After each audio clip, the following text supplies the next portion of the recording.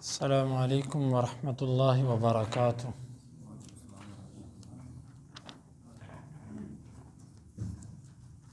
سورۃ الاعراف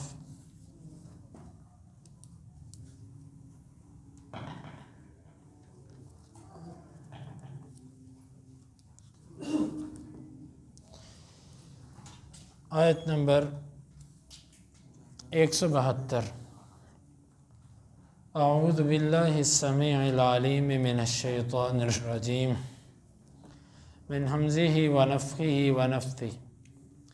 وَإِذْ اور جب اخذ پیدا کیا ربک تیرے رب نے من سے بنی آدم آدم کی اولاد سے، من سے ظہورہم ان کی پشتوں، ذریتہم ان کی اولاد، واشہدہم اور انہیں گواہ بنایا، علی پر انفسہم ان کی جانوں، الستُ کیا نہیں میں بربکم تمہارا رب، قالوا انہوں نے کہا بلا کیوں نہیں، شہدنا ہم گواہی دیتے ہیں، ان یہ کہ تقولوا تم کہو، یوم دن القیامتی قیامت کے، انا بے شک ہم کننا تھے ہم عن سے ھذا اس غافلین غافل، او یا تقولوا تم کہو، انما یقیناً اشرکا شرک کیا تھا آباؤنا ہمارے باپوں نے، من سے قبل پہلے، وکننا اور تھے ہم ذریہ اولاد من سے بعدہم ان کے بعد، افتہلکنا کیا بس تو ہمیں ہلاک کرتا ہے، بما بوجہ اس کے، فعل جو کیا، المبطلون باطل لوگوں نے۔ وَإِذْ أَخَذَ رَبُّكَ مِن بَنِي آدَمَ مِن ظُهُورِهِمْ ذُرِّيَّتَهُمْ اور جب تیرے رب نے آدم کی اولاد سے ان کی پشتوں سے ان کی اولاد کو پیدا کیا، وَأَشْهَدَهُمْ عَلَىٰ أَنفُسِهِمْ اور انہیں اپنے ہی نفسوں پر گواہ بنایا، الستُ بربکم کیا میں تمہارا رب نہیں، قالوا بلا انہوں نے کہا کیوں نہیں، شہدنا ہم گواہی دیتے ہیں، ان تقولوا یوم القیامت انا کننا عن ھذا غافلین یہ کہ تم قیامت کے دن کہو کہ ہم اس سے غافل تھے، او تقولوا انما اشرک آباؤنا من قبل یا تم یہ کہو کہ یقیناً شرک تو اس سے پہلے ہمارے باپ کر چکے تھے، وَكُنَّا ذُرِّيَّةً مِّن بَعْدِهِمْ اور ہم تو ان کے بعد ان کی اولاد تھے، أَفَتُهْلِكُنَا بِمَا فَعَلَ الْمُبْطِلُونَ کیا ہمیں تو اس جرم کی وجہ سے ہلاک کر رہا ہے جو ہمارے بڑوں نے کیا، جو باطل لوگوں نے کیا۔ یہ آیت مبارکہ اس کی تفسیر مفسرین نے دو طرح سے کی ہے۔ پہلی تفسیر اس کی یہ ہے کہ اللہ تعالیٰ نے ہر آدم کی جو اولاد ہے مرد، اس سے اللہ تعالیٰ آگے اولاد کا سلسلہ یوں چلاتا ہے کہ نطفہ وہاں سے نکل کر ماں کے رحم میں جاتا ہے، اور وہاں پر ایک تخلیق ہوتی ہے مختلف مراحل سے گزر کے۔ اللہ تعالیٰ جب بچہ 4 ماہ کا ہو جاتا ہے تو اللہ تعالیٰ کے حکم سے اس کے اندر روح پھونک دی جاتی ہے، روح پھونک دیے جانے کے بعد اس بچے پر آہستہ آہستہ اس کی بالتدریج وہ بڑھنا شروع ہو جاتا ہے۔ اللہ تعالیٰ جہاں پر اس کے جسم کو بڑھاتا ہے وہاں اللہ تعالیٰ اس کی فطرت کے اندر بھی دین داخل کر دیتا ہے۔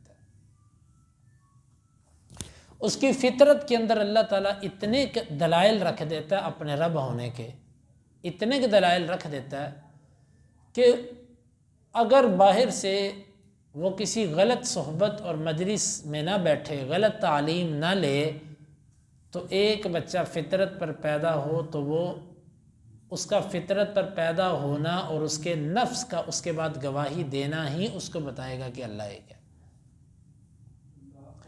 آپ اس بچے سے پوچھیں کہ جس بچے کو کسی نے کچھ نہیں سکھایا، آپ اس بچے سے اتنا پوچھیں کہ اللہ تعالیٰ کہاں ہے، وہ آپ کو کہے گا اللہ تعالیٰ اوپر ہے۔ چھوٹا بچہ آپ اس کی فطری طور پر عادات دیکھیں، وہ اس کی فطرت کے اندر اللہ تعالیٰ نے توحید رکھی ہے۔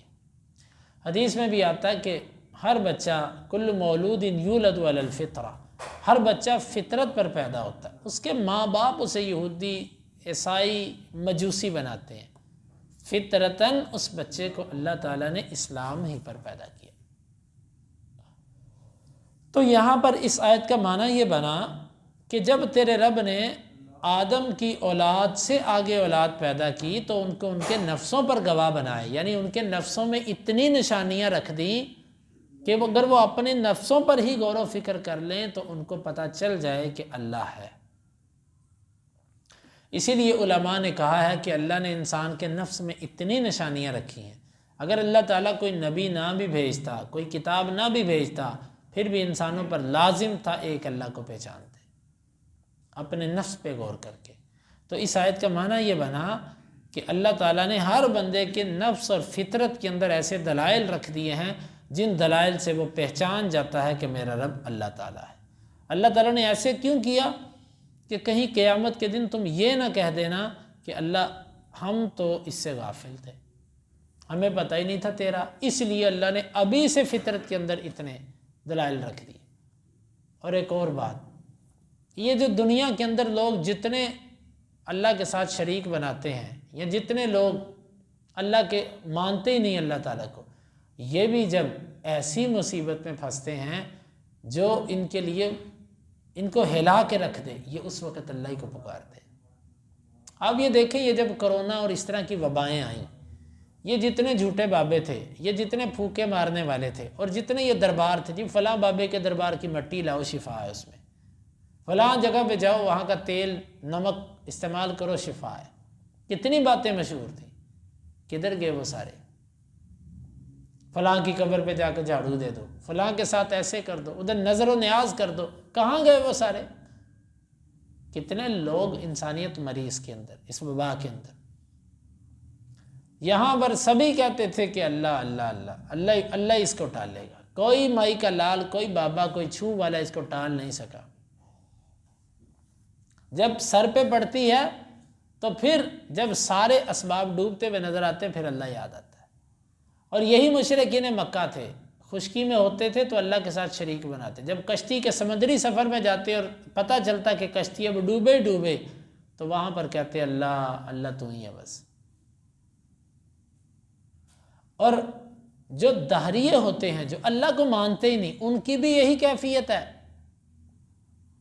میں نے کرب عالم دین کی کتاب میں پڑھا تھا، میں نے آپ کو 12 مرتبہ یہ بات سنائی ہے۔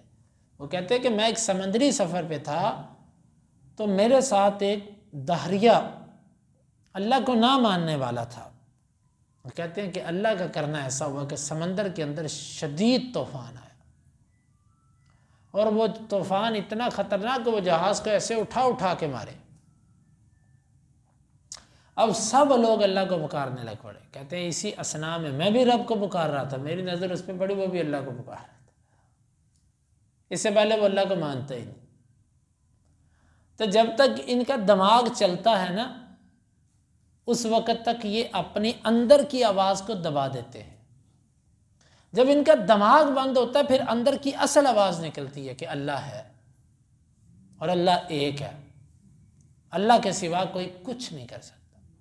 اور یہ ہر مشرک کو پتہ ہوتا ہے، ہر باطل پرست کو پتہ ہوتا ہے، لیکن وہ اپنے اندر سے اٹھنے والی آواز کو دبا رہا ہوتا ہے۔ جب انسان کوئی بھی خلاف فطرت کام کرتا ہے نا تو اندر اس کو ایک دفعہ دستک ہو جاتی ہے۔ ایک بندہ جھوٹ بولتا ہے، اندر سے ضمیر اس کو کہتا ہے تو غلط کر رہا ہے۔ چوری کرتا ہے، آواز آتی ہے، 2 نمبری کرتا ہے، آواز آتی ہے۔ اندر اللہ تعالیٰ نے فطرت کا نظام رکھا ہوا ہے۔ جب انسان اپنی فطرت کے معاملے کو دباتا ہے تو اندر ایک دفعہ ہلچل مچتی ہے۔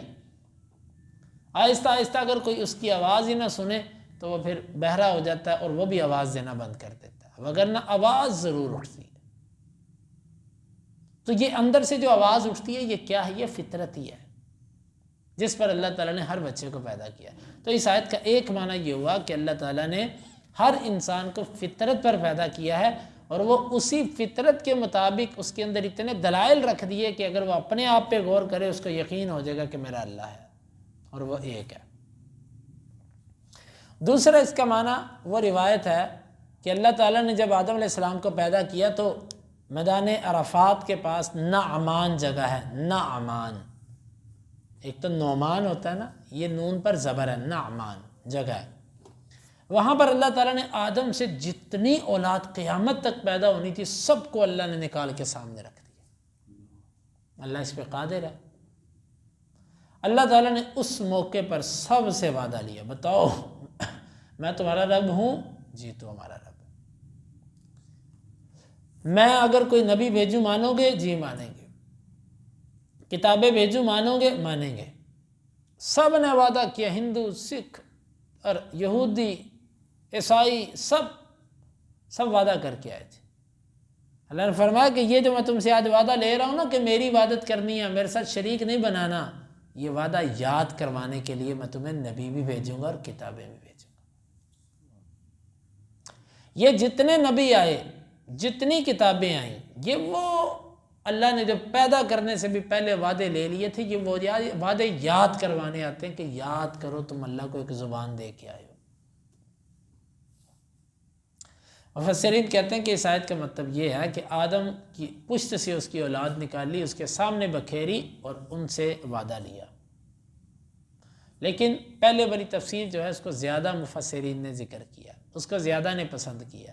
جمہور اور کبار محدثین نے پہلے والی تفسیر، وہ کہتے ہیں حدیث اپنی جگہ پر صحیح ہے وہ بھی آدم والی، لیکن یہاں پر حدیث اور آیت کے اندر کچھ فرق ہے، اس لیے وہ واقعہ الگ ہے اور یہ واقعہ الگ ہے۔ اللہ نے آدم کی اولاد کو سامنے بکھیر کے وعدہ بھی لیا، اور جب ہر انسان کی پیدائش کی باری آئی تو اس کی فطرت میں بھی وہ وعدہ رکھ دیا، وہ دلائل رکھ دیے اس کی فطرت کے اندر کہ تھوڑا سا غور کرے تو اللہ تک پہنچ جائے۔